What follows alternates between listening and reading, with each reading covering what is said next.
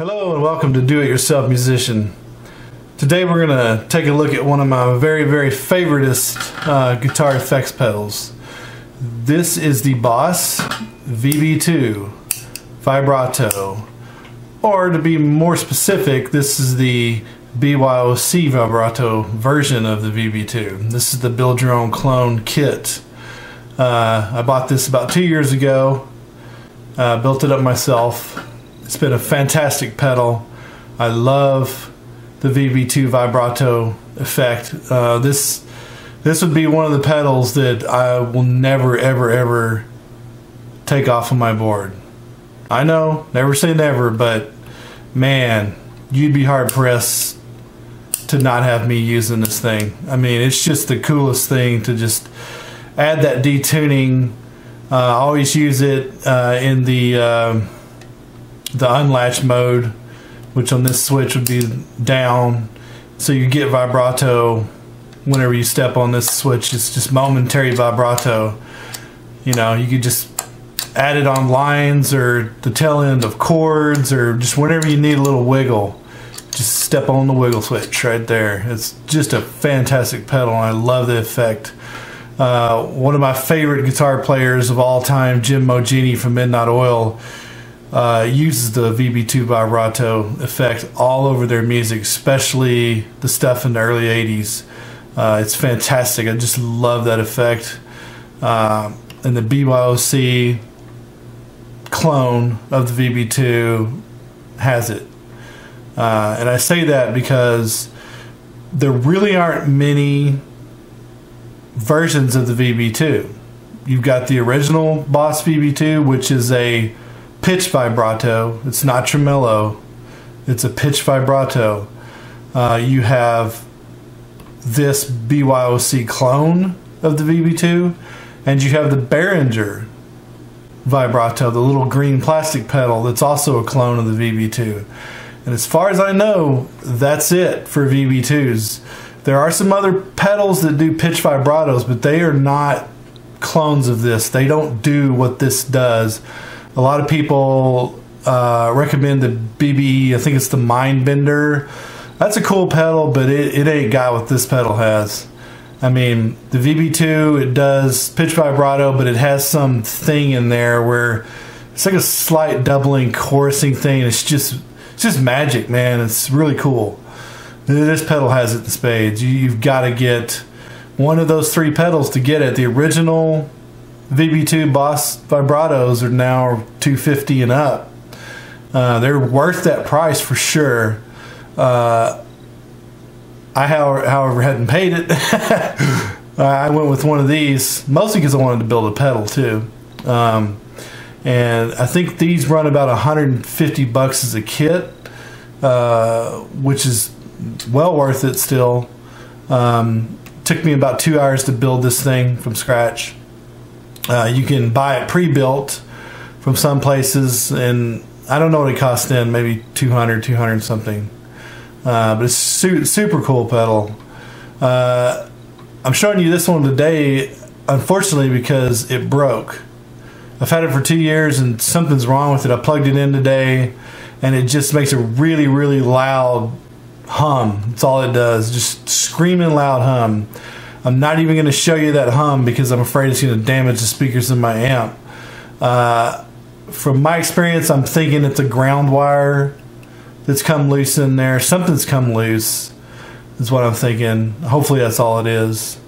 It's not. Hopefully it's not something more than that, because one thing I did when I built this is I used this case, this blue case here, which I got from Mammoth Electronics, and this is a nice powder coated case. It's kind of that BYOC Vibrato blue color, which I thought was cool. The BYOC kit comes with a case, but it's not powder coated, and I really didn't want to paint the case and try to bake the paint on and stuff. I don't know, I just didn't want to get involved in that, and I wanted it to be nice, you know. So I bought this case from Mammoth. The problem is this case it's thinner than the one that comes with the BYOC. The BYOC is a little bit longer, maybe a quarter of an inch deeper. I think it's a a BB case. This is whatever this is. This is the B case that I have here, and then there's the BB case. And when I open this up, you'll see that it's a little shy. It was really tight getting this into the case, and I'm hoping that something didn't break in there because of that. But let's open it up and take a look at it.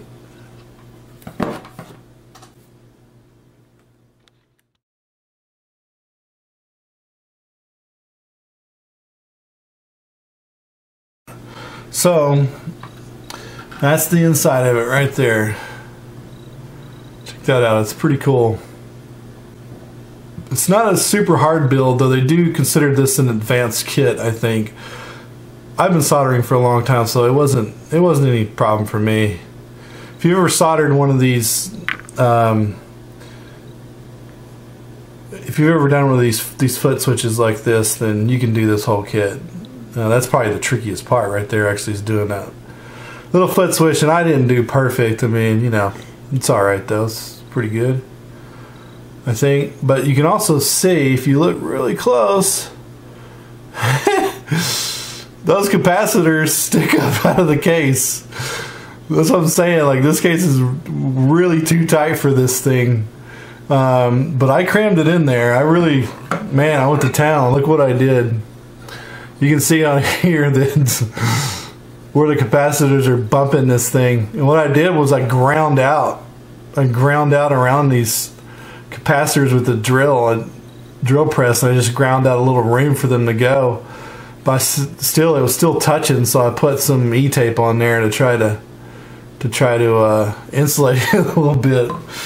I think if I'd known that, I would have soldered these things with a little more lead, these capacitors with a little more lead on them, and then just bent them over so they'd fit better, which actually may be a mod that I should make to this to try. I mean, you can see, look at them, there's like a lot of them really don't fit. You know, there's just a couple though, like the blue one there and a few of these others that stick up really, really high, and the sort of recess that the case lid has isn't enough for it. So yeah, this case is probably too tight unless you bend those caps over. Looking around in here, I don't see anything weird. I know this wire right here is a ground wire that grounds to this pot on the other side, but I'm gonna have to pull this board out to look at it, so I guess I'll do that now.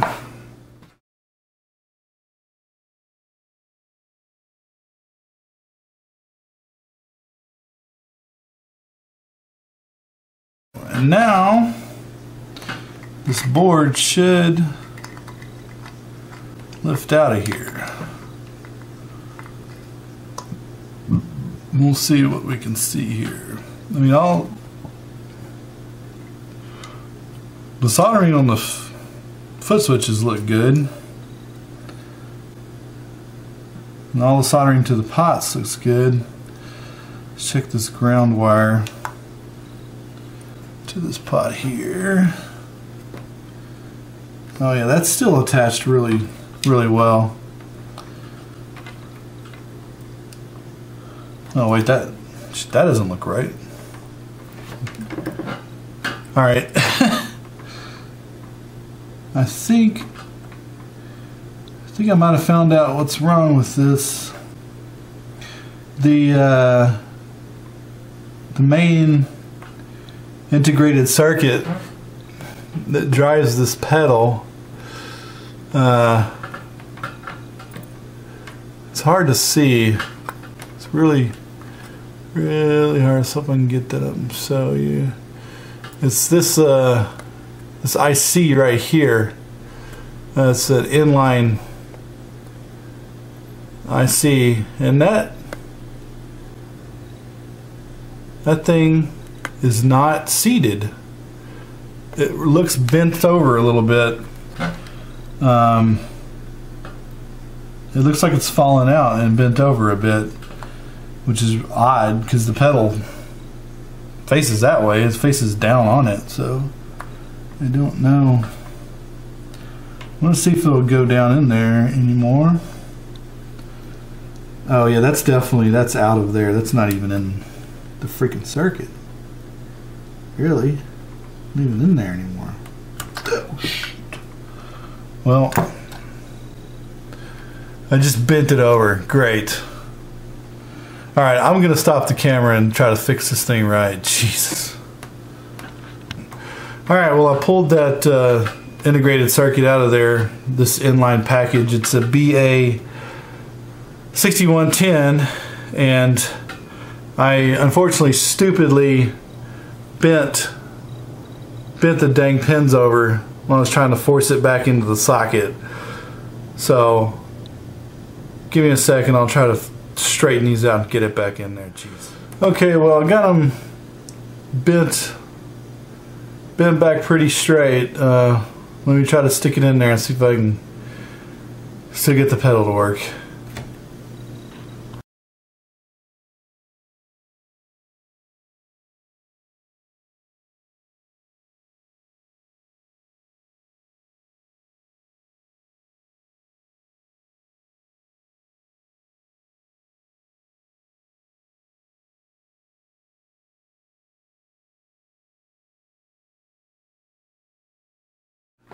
Well, I got it back in there.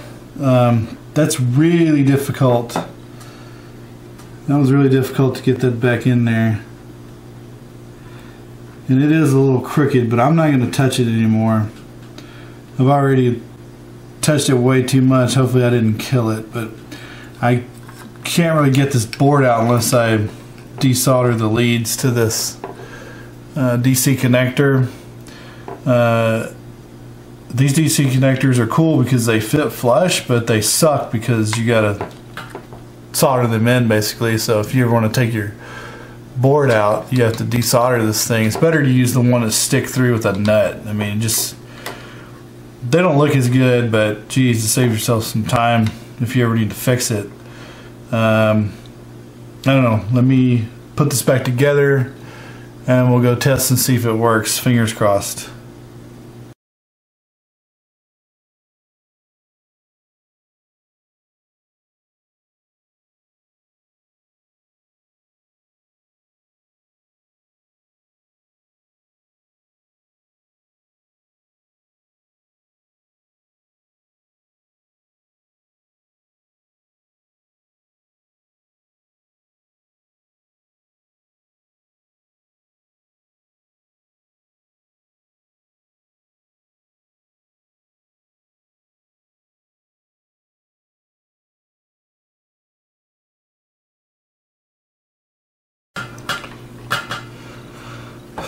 Okay, well, hopefully Beavis the repairman hasn't destroyed this.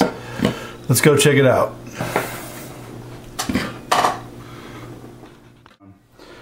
Alright, I've got it hooked up.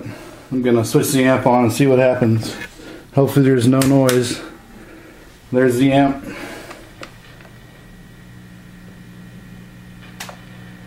No, I don't.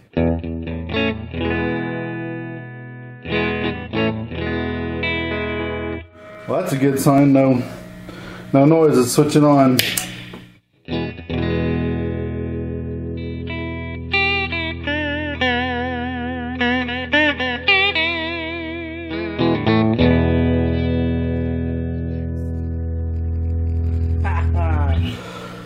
Let's put some rat on and see what happens.